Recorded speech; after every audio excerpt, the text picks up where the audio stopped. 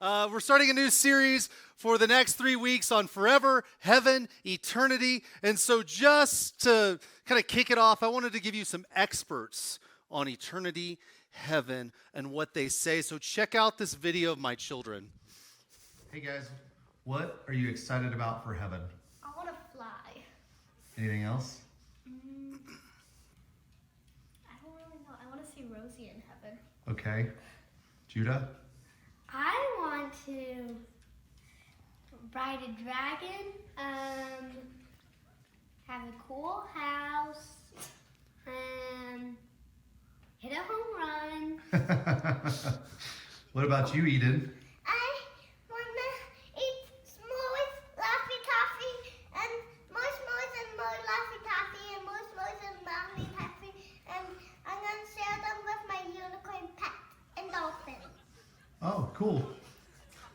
Heaven, you might have s'mores, Laffy Taffy, more s'mores, more Laffy Taffy. You can see what kid of ours is addicted to a lot of sugar. And feed it to your unicorn pet. I needed something to open this message with, so I just started filming, and I got gold. So thank you, children. Thank you, Selah. She's on the front row.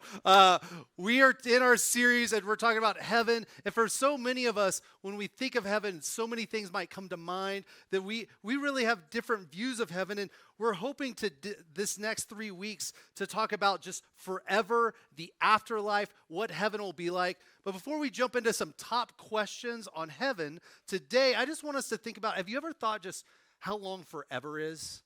Like, how long is forever and ever and ever and ever? I remember as a kid, the first time I remember thinking about forever, there are two circumstances. One was The Sandlot.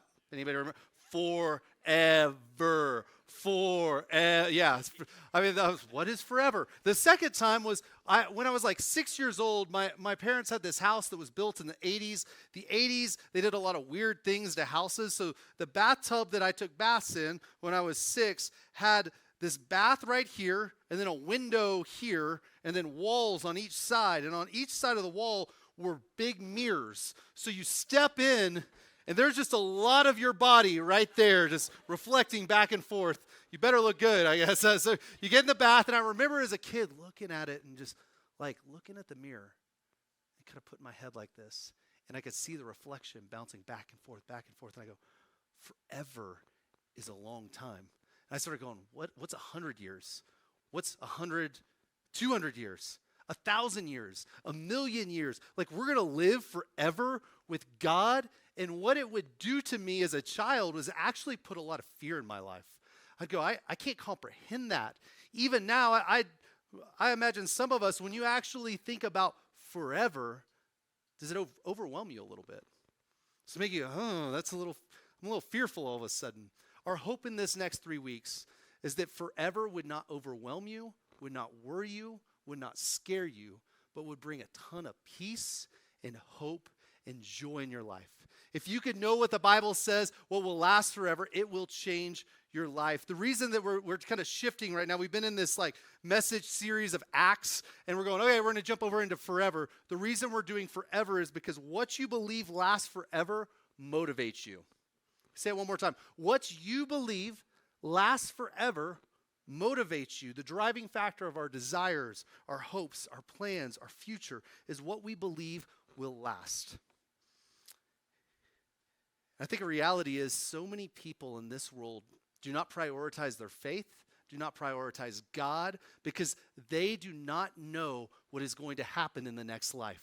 If you knew what was going to happen whenever you die, it will motivate you to live for the right things in this moment. And so when we know what lasts forever, it will motivate how we live currently. So what we're going to do today is I'm just going to address some kind of top issues of heaven, afterlife. Just disclaimer, I'm not going to hit them all. We have 3 weeks to go through them all. So if you're like, well, you didn't hit that question, come back next week and the following week. We'll try to hit all of it. And we're going to unpack what the Bible says. Now, there's a lot of mystery when it comes to heaven, but there's also a lot of clarity when it comes to heaven. So what I'm going to do is I'm going to try to take you through part of the Bible and go, this is what we know, and here's what is a mystery that we do not know. And so we'll just jump in and go through some questions. And my prayer after this next 3 weeks is that you would be transformed in your thinking. It would motivate you to live for the age to come, which is heaven. So first question is this, is what happens when we die and what happens after that? What happens when we die and what happens after that? Another way to ask this is if you have a family member or a friend that has passed away, where are they currently? Like, are they currently today in heaven? If that loved one trusted Jesus for new life, they weren't perfect, but they were perfected through Jesus. We know by making him king on this earth, they don't just cease to exist. They actually relocate. They leave this earth, but they don't just cease to exist. They relocate. When Jesus was on the cross, there was this man next to him. It was the thief on the cross. So Jesus is over here. There's another guy over here. And this guy starts mocking Jesus, and so does the other guy. A few hours later, this guy starts repenting and going, Jesus, I want to be with you. And Jesus says this that day. He says, today you will be with me in paradise. Jesus was claiming at that moment when that guy died along with Jesus that he would be with Jesus in paradise. There is this moment whenever we die, if we have trusted Jesus, we are with him. We are in a paradise. We are in heaven. It says in 2 Corinthians 5:8, it says, we are confident, I say, and would prefer to be away from the body and at home with the Lord. So there's kind of two different heavens I'm going to talk about. The first is this heaven, is the intermediate heaven. Most scholars would just call it the intermediate heaven or the current heaven. This is the heaven that resides right now. This is where your loved ones are. This is where you would go if you die, and it is with Jesus. He has his resurrected body. I imagine when we go into heaven, at this intermediate heaven, we see Jesus because he has resurrected, and we see his hand, his scars in his hands, and we see him, and we fall down at his feet, and he comes and he picks us up in joyous celebration and welcomes us. It's joyful. It's amazing. But it is not our final destination. See, we don't know a lot. The Bible is not real clear on what current heaven is really like. We know it's paradise. We know it's amazing, but it is not our final destination. The Bible actually claims there will be a time when Jesus actually comes back to earth and he resurrects every single person. In John 5:28, this is what Jesus made the claim. He said, do not be amazed at this, for a time is coming when all who are in their graves will hear his voice, and they will come out. Those who have done what is good will rise to live, and those who have done what is evil will rise to be condemned. There will be a time when Jesus comes back to earth. Now, we've had people die throughout thousands and thousands of years, and we see like 2,000 years ago, people are in the current heaven. 500 years ago, the people that died are in the current heaven. But there is a timeline place where Jesus will come back and he will be king of this earth and he will resurrect everyone from the grave, and we will go into what is called a new heaven and a new earth. So I like it like this. Say you're a multi-billionaire and you're building the greatest home on the planet, and you're like, got to wait like 5-10 years for your house to be built. And so what do? You go like, I'm going to go rent the best Airbnb in the world. So you have this Airbnb as your home. You're like, I'm living here. This is paradise. This is the intermediate heaven. This is the current heaven. But there is a greater place. There is a home that you will reside in that is being built called the new heaven and the new earth. It doesn't mean the current heaven isn't just amazing, but it is not our final destination. The house that Jesus is being built is our permanent home. And as Jesus is resurrected, in Revelation 21, this is what the scene is going to look like. This is once Jesus has come back, he's resurrected, everybody's come from their graves, and this is what the Bible claims will be the new heaven and the new earth. And then I saw a new heaven and a new earth. For the first heaven and the first earth had passed away, and there was no longer any sea. I saw the holy city, the new Jerusalem, coming down out of heaven from God, prepared as a bride beautifully dressed for her husband. And I heard a loud voice from the throne, and it was saying, look, God's dwelling place is now among the people, and he will dwell with them. They will be his people, and God himself will be with them and be their God. And he who is seated on the throne said, I am making everything new. So when Jesus comes back, this is the scene. See, there once was an old earth, the earth you're living in now. There was an old heaven, the current heaven where people are residing now. But when Jesus resurrects everything, there is going to be a new heaven and a new earth. And it says there will no longer be a sea. I'm just going to address it, a little side tangent. People ask, well, so then is there no ocean in the new earth? Like, because the new earth is going to be this restored place. Like the earth we live in once was pure, it once was good, but the curse happened and the fall happened, and now we have sin on this earth. The new earth will be perfect. So will there be no ocean? I actually don't believe there's going to be no ocean. This word sea is used so many times throughout the Old Testament and New Testament to share with us the Jewish culture believed the sea was like where death resided and where like there was just trials and tribulation, and they viewed the sea as scary, and they believe the sea is this abyss.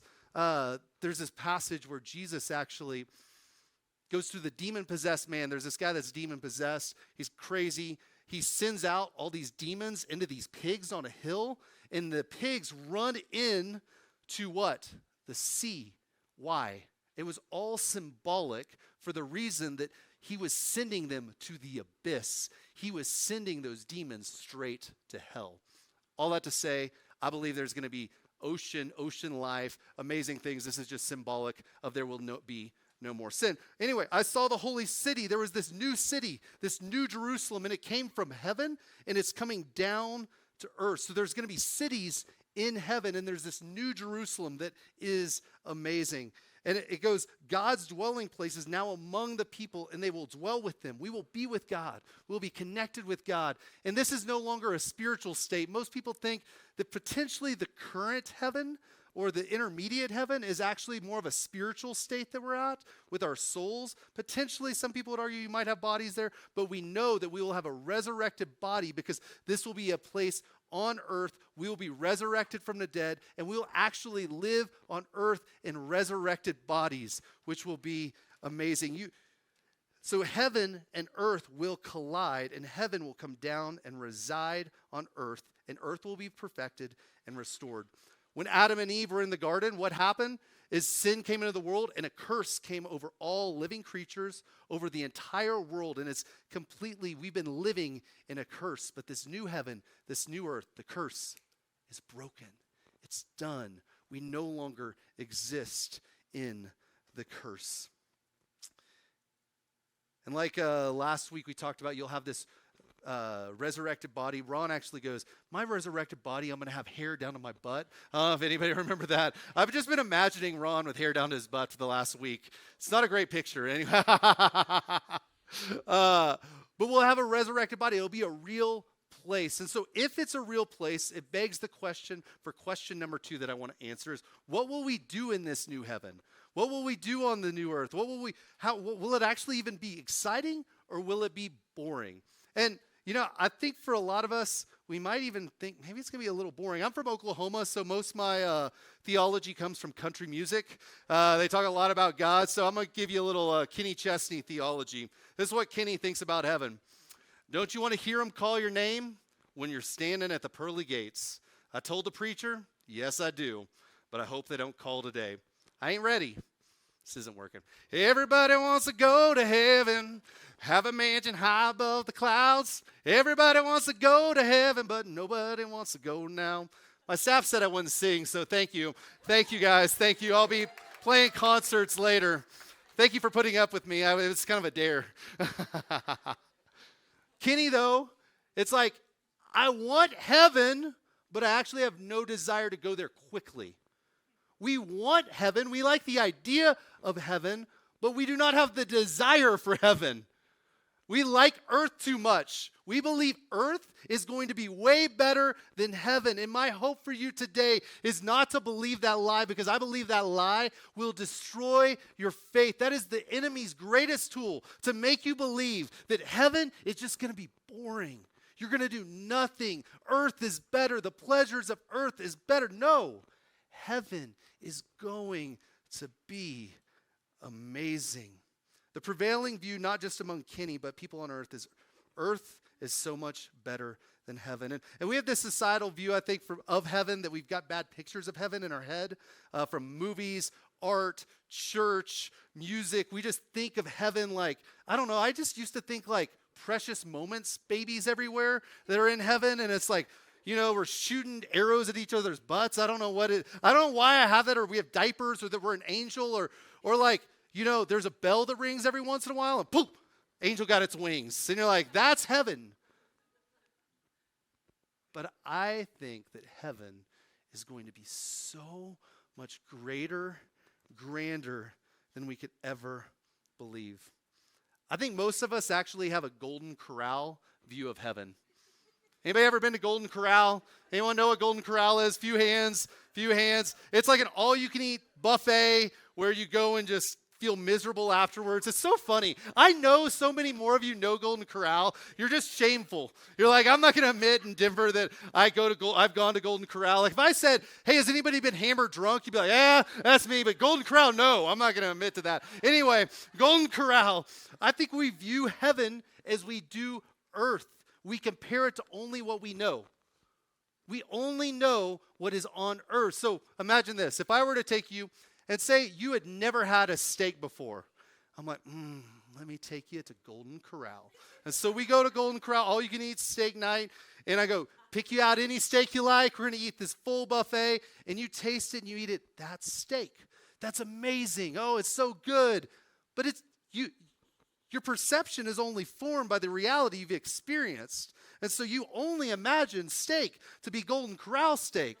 But if I were to take you to Shanahan's and we were to go get a bone-in filet, and then you cut that and you taste it, you go, that's not steak. This is steak. This is glorious. This is amazing. So many of us have done this with heaven. We view heaven as Golden Corral. We view it that it's like this thing that we really can't tell because we compare it to earth. But heaven is so much glorious. It's so much great because you have yet to taste it. And my hope today is that you would get a taste of heaven, that you would see heaven, you'd know heaven, and that you'd want to live for heaven. A friend of mine was telling me he was a couple weeks ago, he got to go to the Masters, which is an incredibly hard golf tournament to get a ticket to. And he goes, I was walking Augusta. He goes, it just was like a slice of heaven. When he said that, I agreed with him. Because the earth has glimpses of heaven. We get to experience daily just glimpses of heaven where joy fills our heart, where we go, this is so good. But it's not what it's going to be restored. It's going to even be better. I was skiing like a month ago in Vail at Blue Sky Basin back in the trees. And I just stopped for a minute. And it was beautiful, and I took a deep breath, and I was like, I really teared up. I was like, this is what heaven's going to be like. And then 6 drunk frat guys went by me, and it kind of screwed it up. But other than that, it was great. And then there was a long line at the end, and I'm like, this ain't heaven. Vail's not going to have lines in heaven. But we get glimpses of heaven.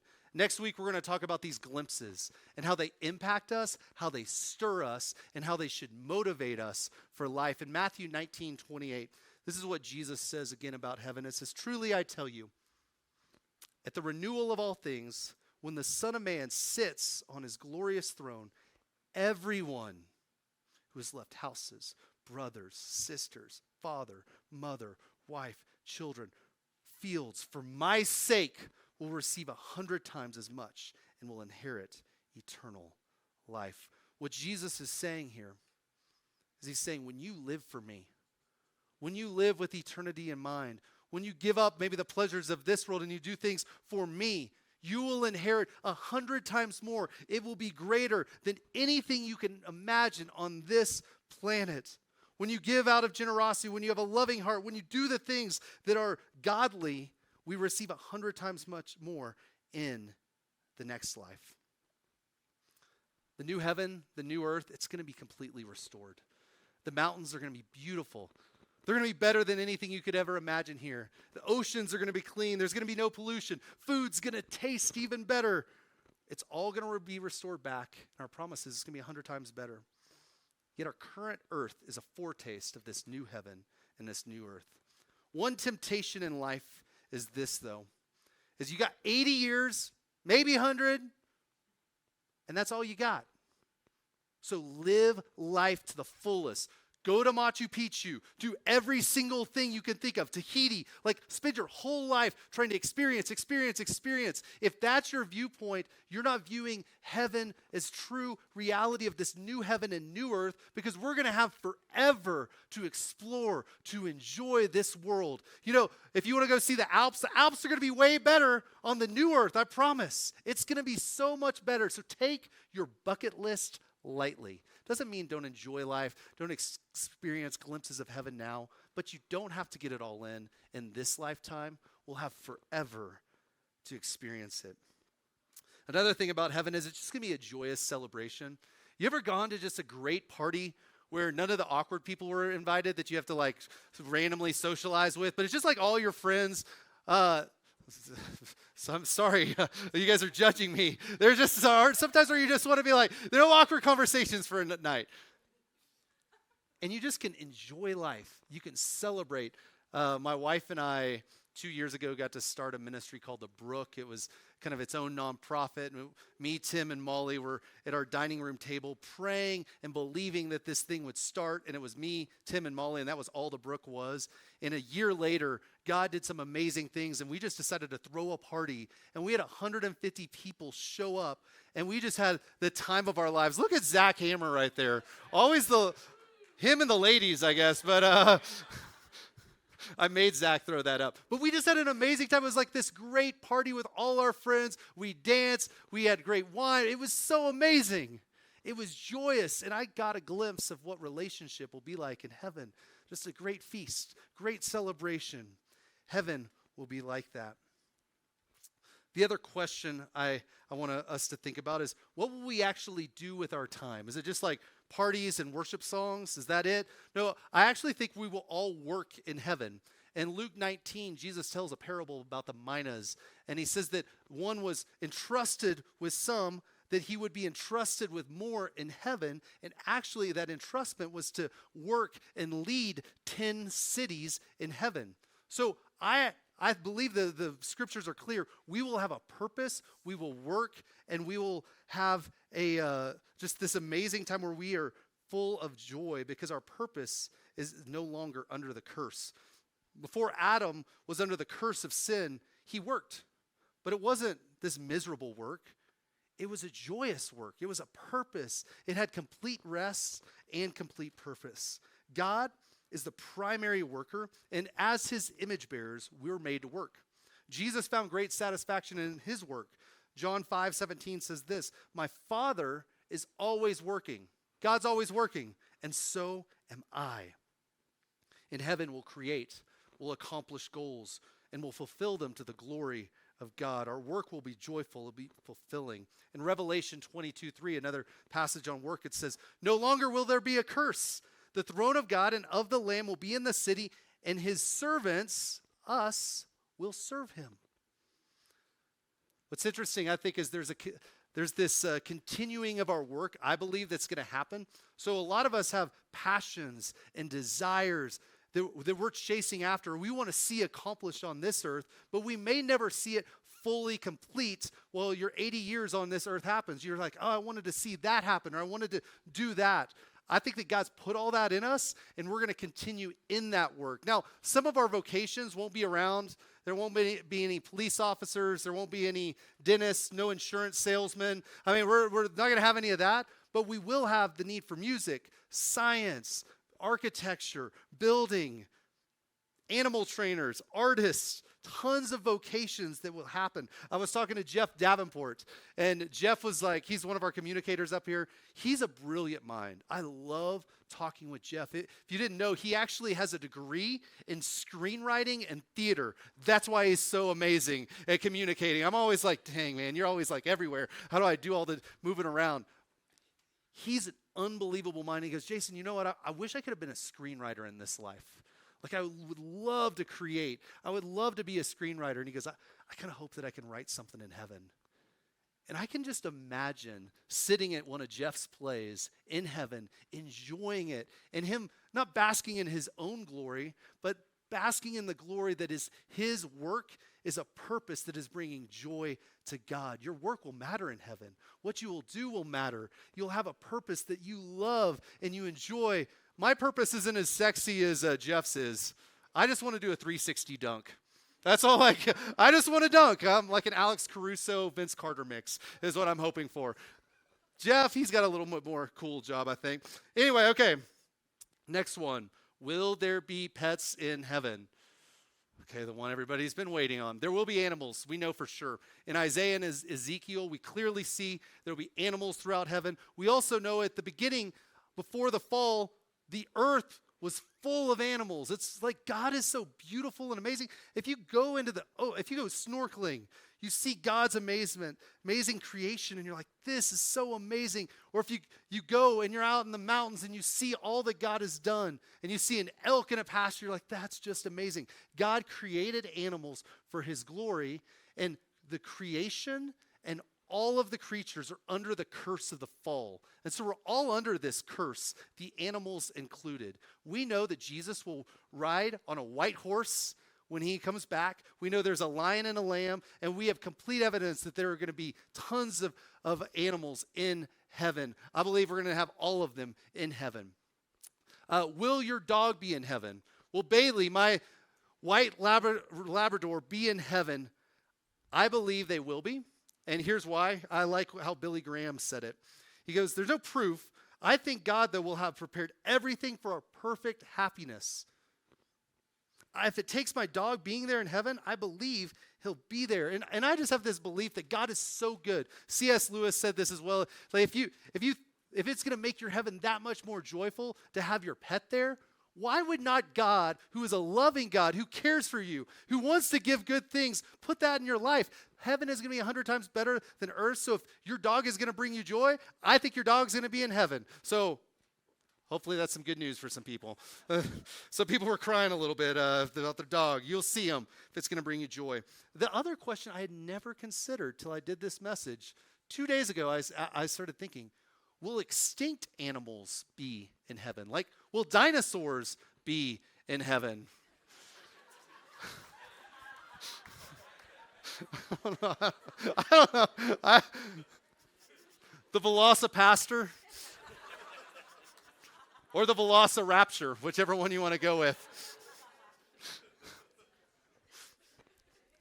God made all things. He created it for his glory. If he created it for his glory before the fall, I think he's going to have it after his restoration of all things. I don't know. I think there's going to be dinosaurs there, but we know there's going to be no sin, no violence, no killing. Don't ask me the question on the porch, well, how do the dinosaurs and the animals eat if there's no killing? I have no clue. And how do we have Golden Corral? Golden Corral. Shanahan's for all, even the dinosaurs. We don't know, but we know God's going to work it out. We know that he's going to work all things out. How will we eat? I don't know, but he's going to make it glorious and great. Another question that we're not going to hit today, but Ron's going to hit next or in 2 weeks is for Mother's Day. Is just what about relationships, friendships, and also marriage? What does that look like in heaven, and how does it impact our earth now? So come back in 2 weeks and check that out. All right, next question is, what makes heaven, heaven? So what makes heaven, heaven? This is simple, but it's just an easy, true thing about God. What makes heaven, heaven is you get to be with God. You get to know Jesus. You get to experience the love that you try to muster up some, and you could feel in your heart a little bit, but you get to see him face to face. You get to know and be with Jesus. There's a Hebrew word to know God. It's called yada. And what yada means is it means to know someone intimately. Like, I can know Taylor Swift, but I don't know her. To really know God, to know deep things of God, to experience the joy of Jesus. And every one of us has a little bit of imperfection when we come to knowing God. When you come in relationship with Jesus, when you turn from your sin and you connect with him and you make him Lord over your life, what God says is no longer is there a gap between you and Jesus. You no longer have that gap. You get to know him. He puts his spirit inside of you. That's why we get glimpses of heaven, taste of heaven. That's why we get these motivations of our heart to do the things of God. We're knowing God in that moment. But in heaven, it's completely perfected. You get to know Jesus. If you're like me, you've been searching for approval most of your life. for people to approve what you do, who you are, how you live. But in heaven, no longer are you going to be searching. You will have ultimate approval because Jesus is going to look at you. His face is going to shine upon you, and he's going to go, well done, good and faithful servant. No longer will we be seeking approval from others, but we'll have the complete approval of God Almighty. A place where there's no shame. We get to live without sin, and we get Jesus. Okay, the next question is this. What won't be in heaven? What won't be in heaven? What's not going to be there? So we know dogs are going to be there, horses, elephants, giraffes. What's not going to be there? Cats, rats, snakes, raccoons. Golden Corral, thank you.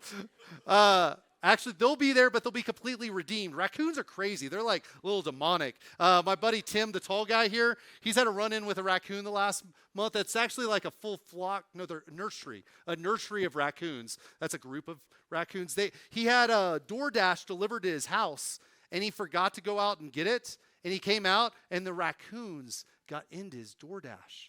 And he didn't learn fast enough, so he got Instacart. He's a single guy, got all those groceries there, and he's trained the raccoons to show up within 10 minutes of someone dropping bags out. They took all $150 worth of his groceries.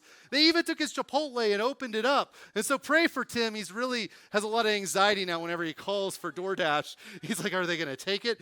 The raccoons will be redeemed in heaven. So what won't be in heaven?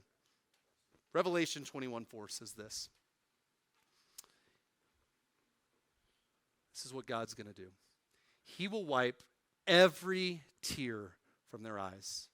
There'll be no more death or mourning or crying or pain, for the old order of things has passed away. No more death, no more pain, no more crying, no more hurting. If you're like me, there's probably some things that have haunted you in this life, some struggles you have, some temptations that you fall into. Did you know in heaven, no longer will you have to struggle with any of your sin? Maybe it's greed, lust, anger. None of that will be there. It is a perfect, perfect place. There's no death. There's no sorrow. All the things that make this life feel like hell will not be in heaven. There will be no friends passing away. There will be no racism. There will be no abuse of children. There will be no war. There will be no fear. There will be no cancer. He'll wipe away all of it. None of it will exist there. And this reality is so amazing and beautiful because it gives me personally a lot of hope. When I was 2 years old, or when I was 4 years old and my brother was 2, my brother at 2 years old went into a coma for 3 days. He had a bacteria infection in his brain, and in those 3 days, my brother Blake, his life changed forever. Since I've watched him suffer day in and day out. He developed seizures to this day, and he still has to live under supervision. His brain trauma has never healed, and it's not going to heal on this earth. He struggled to fit in. I watched him get bullied at school. He suffered so terribly. And you know what? I've never actually even been able to have a real conversation with Blake. But you know what? There's a paradise where everything will be made right. This is my brother Blake. And I will get to have a conversation with Blake in his restored body and have this amazing conversation. And we'll laugh and we'll cry. We'll be happy and it'll be joyous. Because Jesus is going to make it all right. So no matter where you're at today, we have a hope that is heaven and eternity forever. The impediment between me and Blake in heaven will no longer exist. But right now, you need to know that the gap between you and God does not have to exist. You can have a relationship with God right now. And all it takes is to know him. It's not to be perfect. It's not to be religious. It's not to stop doing bad stuff. It is just to go, Jesus, I want to make you Lord and King of my life. And when you make that decision to trust him, I'm not going to live for myself anymore. I just want to make you King. You get the hope of heaven, and you can start living in it now, because heaven does not just happen when you die. Heaven starts now as followers of Jesus. We get to experience it. Even right now, when we're going to move into worship, it can be a temptation to kind of forget about this message. I just want you to experience God, to yada Him, to know Him, because we get to know our God, and we get to worship Him, and we get to have the hope that everything will be made right. And we get to live with that hope forever. We get to live that there's going to be no death. There's going to be no sorrow. So it should impact us every single day. Let me pray for us. God, we're thankful for heaven. We don't talk about it a lot, but we get to spend eternity with you. And it's going to be amazing. It's going to be joyous. And you're going to make all the hardship in our life right and good and pure. God, I pray if there's anyone in here right now that has never made you Lord over their life, that they would just take that step, that leap of faith, and they would believe, so that they might too have the hope that all of us have of following after you all our days and knowing you deeply. And God, I pray right now over this church. I pray that this forever would shape us, that we would not get distracted by the things of this world, but that we would live for the world to come, to be with you, the age to come, which is heaven. In Jesus' name.